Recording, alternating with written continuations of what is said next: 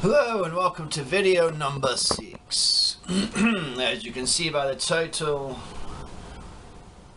I'm going to do Porcupine Tree, Lazarus. Pretty cool band. If you get a chance to check them out on YouTube. Music ranges, you'll see this is a much more mellower tune than Fear of a Blank Planet, which I did a few videos back. And we'll talk a little about the Empaths stuff here shortly. Alright, let's get on with it. Yes, get on with it.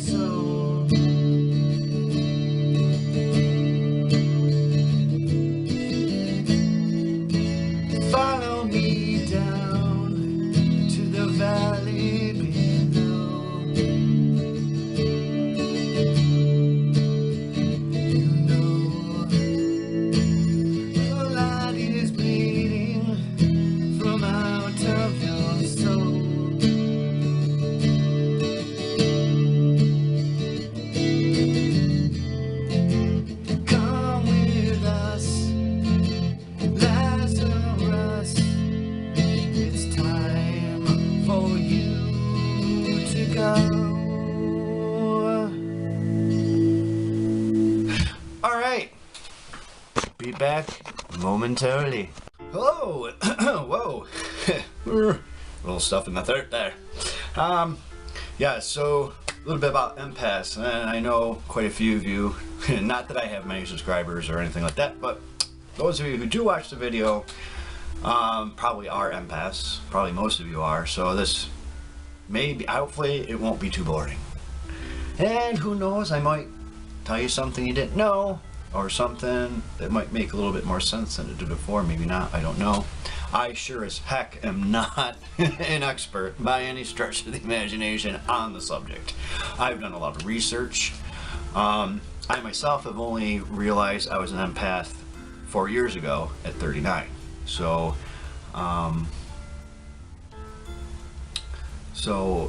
basically, for those of you who don't know, and I have mentioned this in my past videos, that an empath is somebody who takes in other people's energy, either emotional energy, sometimes their physical energy, or the energy of the environment. Now, most people do take it in on some level, but it's very small and it doesn't affect them on any level, or it affects them very, very, very small, you know. Example, you know, a non-empath might walk into a party, see everybody having a good time, and they might kind of feel, you know, but they're usually already pumped maybe, or maybe dreading it, and that emotion doesn't really change too much, you know. Whereas an empath might be going to a party, might be in a great mood, yeah, alright, this is cool, and you're talking and you're having a few drinks or whatever, and you see somebody who's maybe sitting there by themselves, alone, kind of depressed, and all of a sudden you feel that sadness or whatever it is they're going through, and you go from, yeah, this is cool, and hey man, how you doing, to, oh man, I'm freaking depressed, you know. It's that kind of change. Now, there's two different kind of theories out there. One is that only certain people are born as empaths, or everybody is born an empath. Now, I personally believe that everybody is born an empath. Most people, from what I've read and what I understand, and my gut feeling, is that by the age of 2, most people shut it off. And so, excuse me. You know, so, and then there's just those of us who just don't shut off, and it's always there.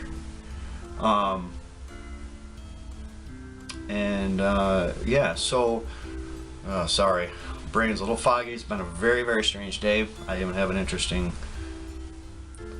story to tell you about lunch today, an empath thing, which is interesting that it happened today, but nothing happens by accident, and there's no such thing as a coincidence. No such thing as a coincidence. Anyway, back to it. So as I was saying, I was 39 when I realized I was an empath. And so I kind of had to go back through my life and try and figure out what the hell is going on. Like I said, in the depression video, which I did touch upon the empath thing a little bit.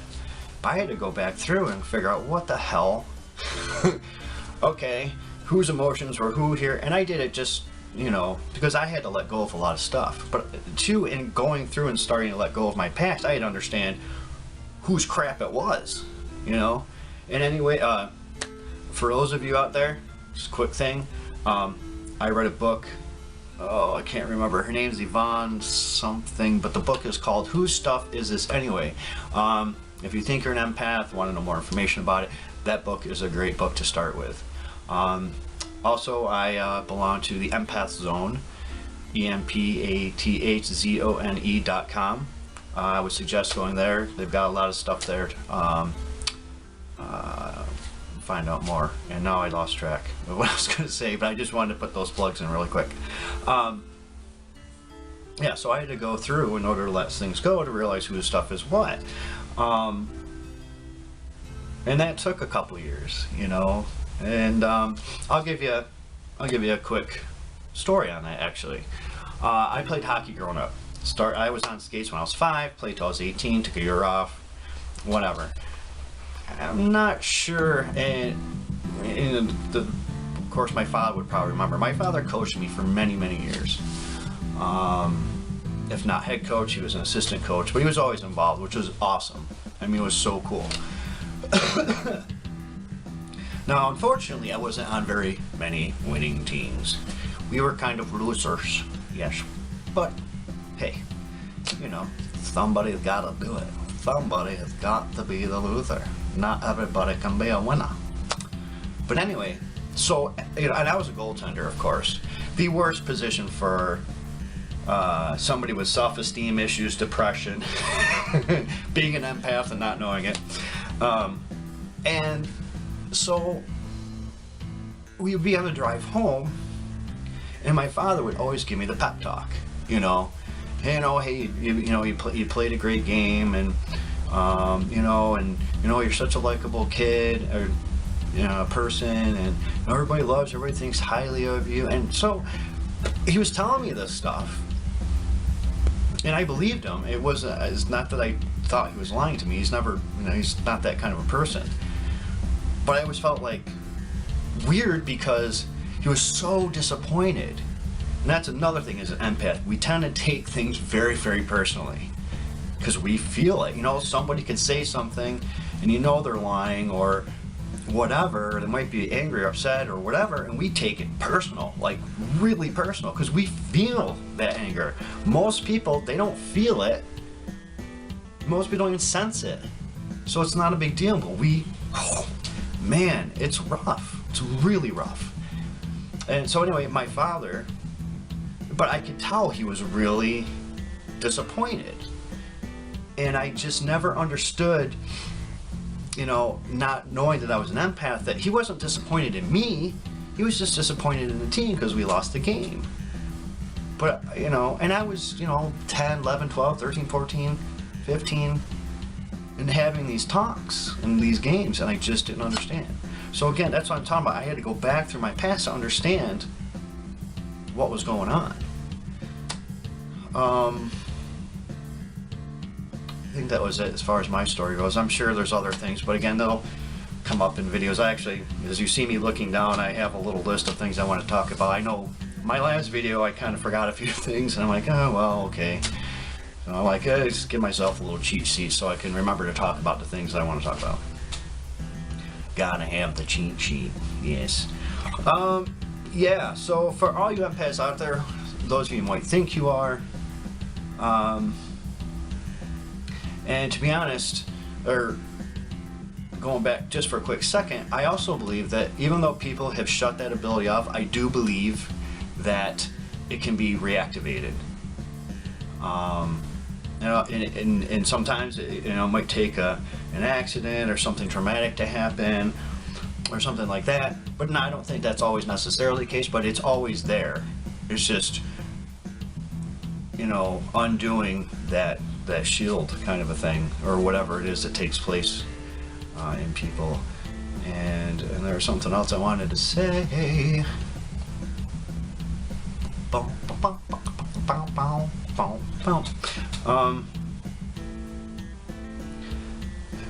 Anyway, like I said, I'm a little scatterbrained. Like I said, it's been a very strange day.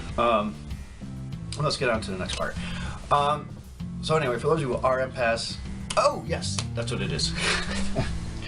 Okay, Chuck, can you get on with it? I don't have all night here. Okay, I'm working on it. I also believe that being an empath, I also refer to it as the sixth sense. We have the other five senses. This is just another sense, and this to me is the true evolution of human beings. And if you notice, or maybe you haven't noticed, but I notice that is, when each new generation, it seems to be more and more and more and more of them. Being on the empath zone and spiritual night and all these other places, and well, those are only two places I'm on, but it's a lot of younger people.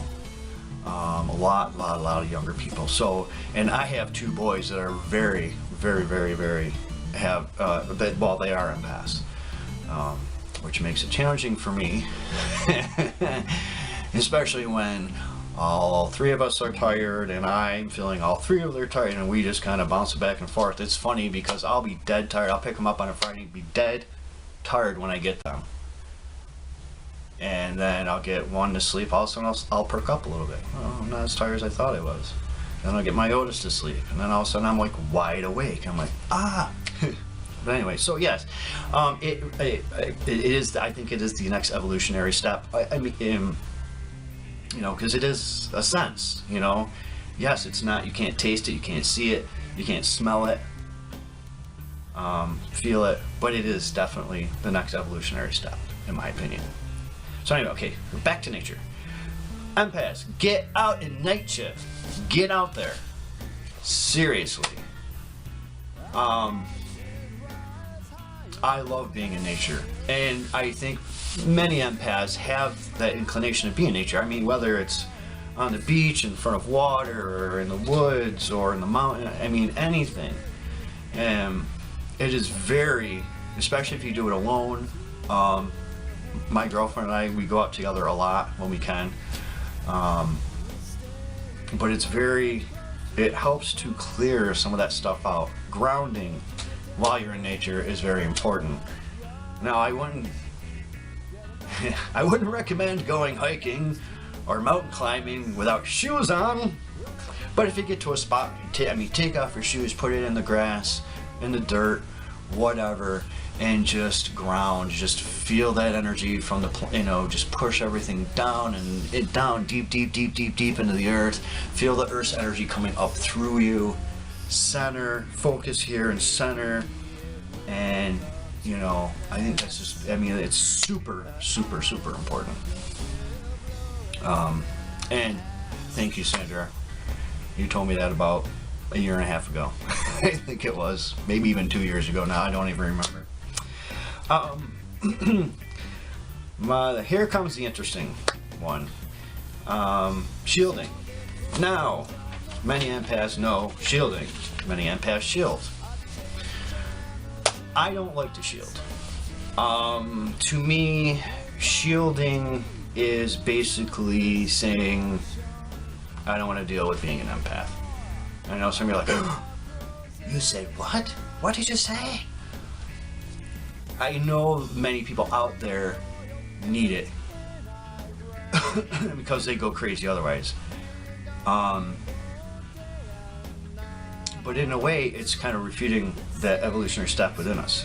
It's saying, it's like, giving back a gift to God, Creator, all that is the universe, saying, I don't want this.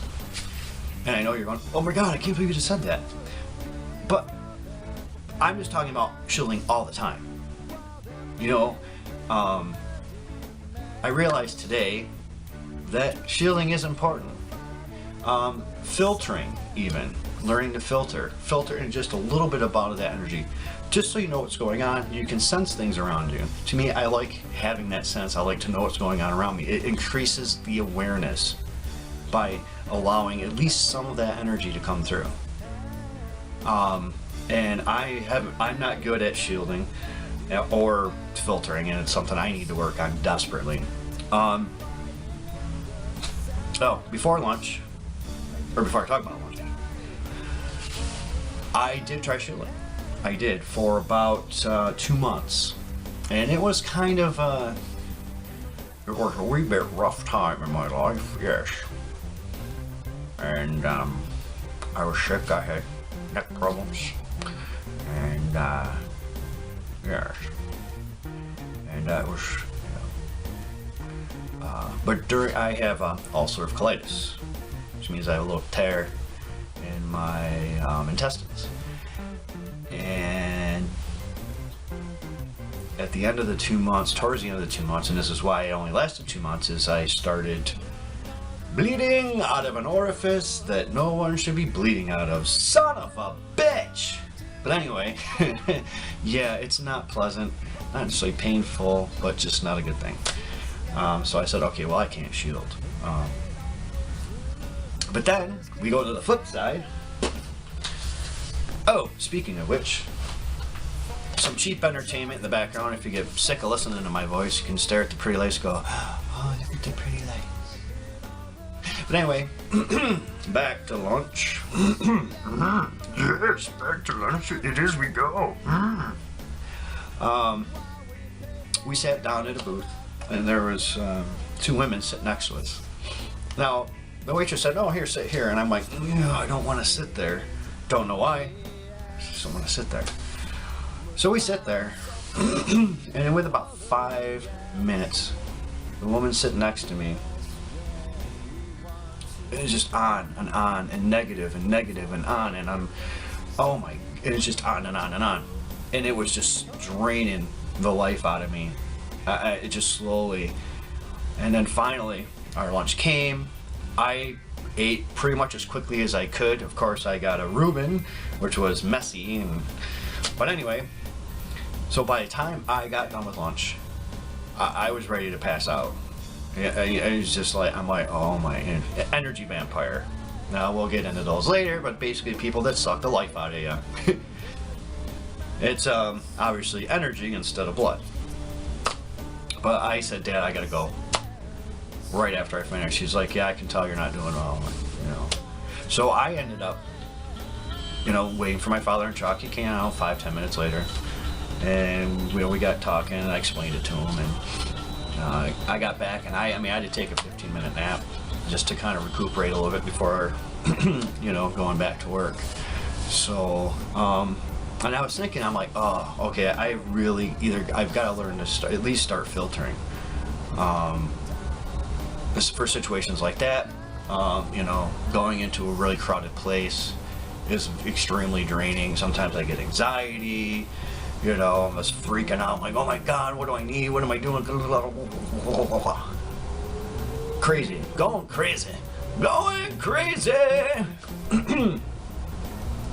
But, yeah, so, that's my bit on shielding.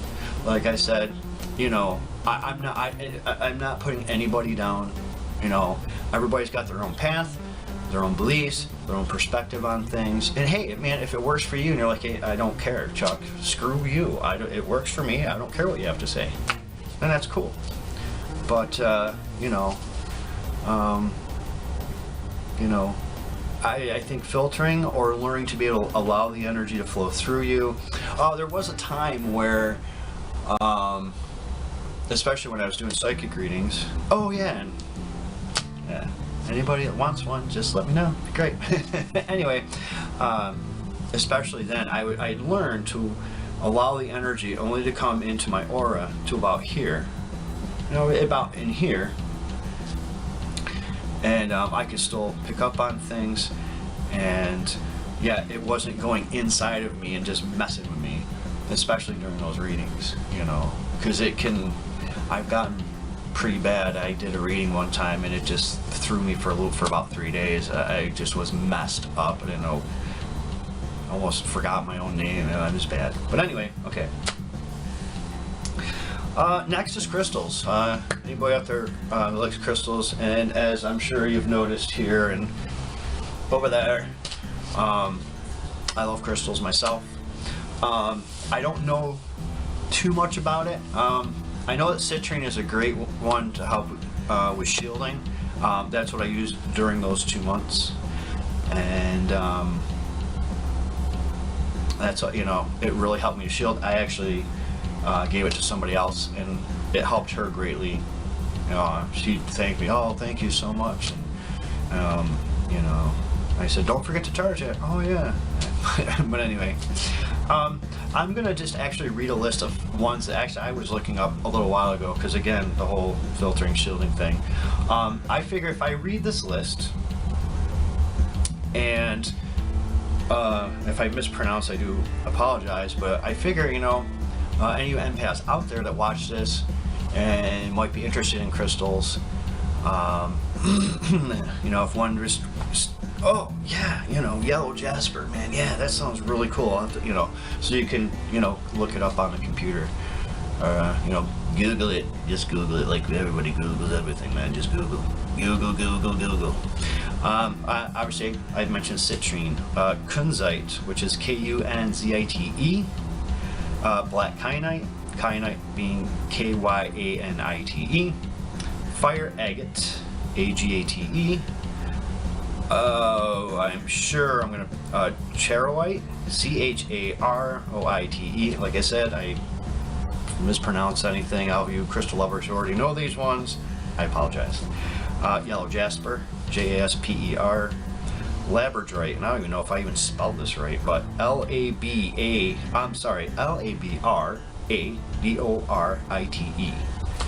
Green aventurine, or aventurine, as some people call it. A-D-V-E-N-T-U-R-I-N-E. Agrine. Agrine. You didn't get it right. I reckon you just totally messed that one up. I did. Anyway, it's A-E-G-I-R-I-N-E. And unakite. And I actually have a piece of it floating around here somewhere. But anyway, so that's it with the crystals. And I got one more thing to share with you, and I will be quiet because God knows I'm probably already talked for a half an hour. There's also something that I've done a lot of research, especially in the beginning over the past 4 years.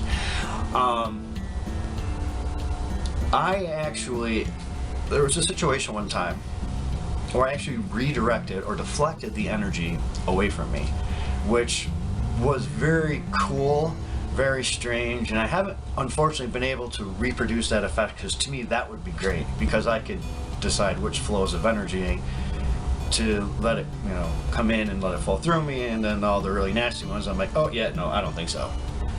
Be gone with you! So I call it deflecting energy or redirecting energy. My ex-girlfriend, this happened probably about 5 or 6 years ago. Her sister and her father had come to town to have dinner with us. And so, we had dinner, and I think I was resting shortly before I'd worked that day. And, but I might have even meditated, and it was really cool, man. I had this little alcove kind of thing, and I had all my crystals, little altar-y kind of a thing, and sage and all that kind of stuff. And yeah, that's right, I did. So I kind of rested in there. I didn't really meditate, but I did rest. And so when I got called to dinner, I was kind of in that little higher state. Like, you kind of feel like you're up here somewhere. Here, somewhere up here. It's almost like, yes, you're here, you're focused here, but you're also getting this weird focus from up here. And her sister was not a very pleasant person.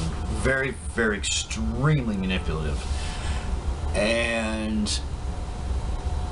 we were sitting there at dinner, and we got to dessert. Now, my ex at the time, she was my ex, but my ex back then, however I'm supposed to say that, she was trying to diet, and so her sister brought dessert, and she was like, no.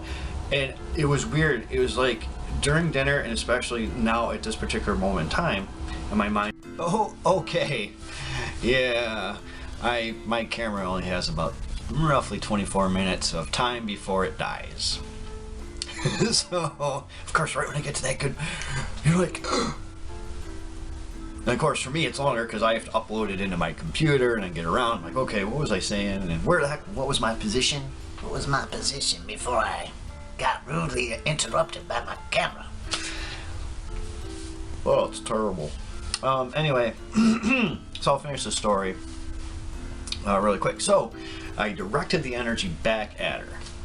And and again, as the empath, and not understanding it completely, and at that point had already begun my spiritual journey. So, but anyway, her level of anger went from about here to about here, and she got up from the table, pissed off, walked outside, swearing and cursing and everything else, and and as far as I know, nobody else was really affected by it, so I kind of feel bad because I don't don't like making people upset. I'm not really good at confrontation and those kinds of things. But at the same time, it's like, you know, don't send us this crappy manipulative energy, you know. But anyway, okay. So yeah, so my camera gives me a 24-minute time limit, and I think I had 22 seconds, so it cut out even earlier, and unfortunately I can't, my camera doesn't have a slot for a memory card, so I'm stuck with the 24 minutes, which is probably a good thing for you guys, because Chuck, you've been talking for an hour. Could you speed things up, get done with, get it over with? Yes, I can.